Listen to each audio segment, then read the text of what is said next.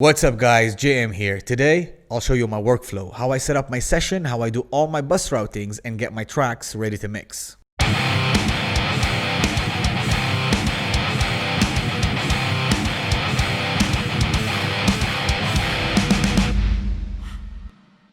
Some of you guys sent me a couple of messages asking about how I do all my routings and how I organize my sessions, and that's exactly what I'm showing you today. Let's get to it.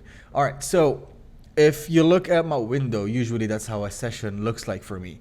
I like to put everything in folders, like so here. So each instrument for me gets into a separate folder.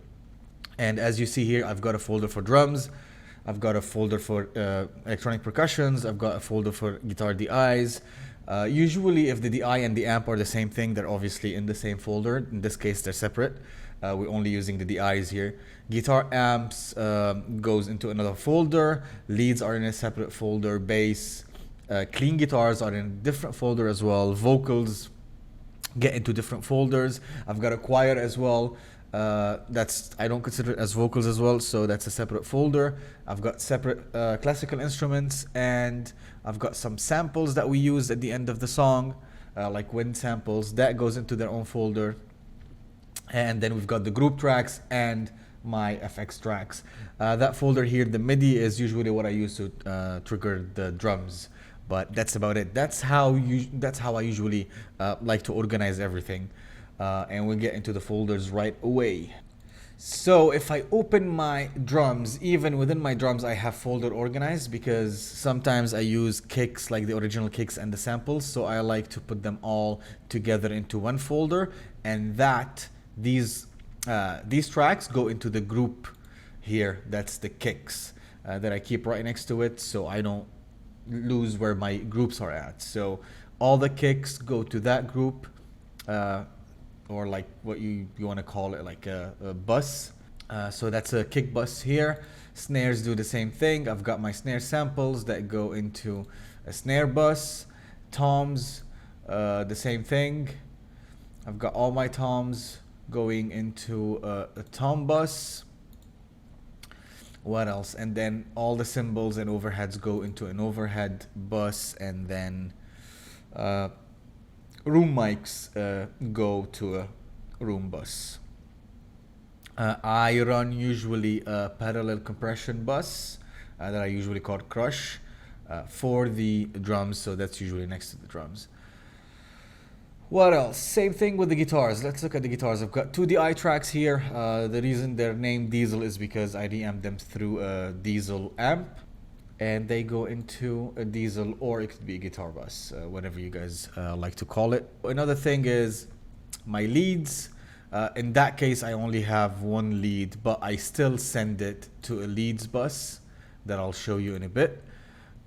Bass is the same, so I use the bass. I treat the bass here and then send it to a bass bus, which is usually here in my group tracks. And I'll tell you why I have them separate versus why I have them. I have some of the groups within the channels themselves.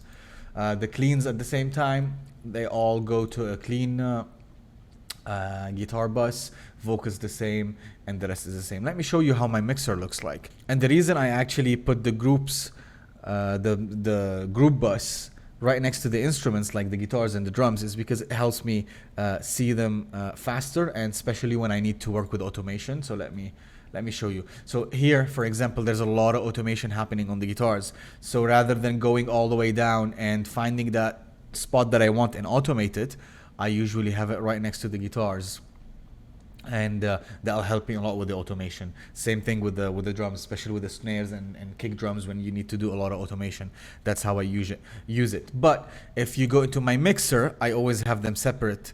The general group buses, so the guitar, drums, bass, leads, percussion, cleans, vocals, and choir, I usually like to split my screen, where I have all my groups and effects to the right and all my tracks to the left. Kicks are going to the kick bus, and the kick bus is going to the drum bus, to that bus here. Same with the snares, same with the overheads. They all end up going to the drum bus. So that way I have control over the individual group buses that I want, whether it's snare, toms, whatever, and then I send them to the drums. I've got a bus for each group of instruments that I work with.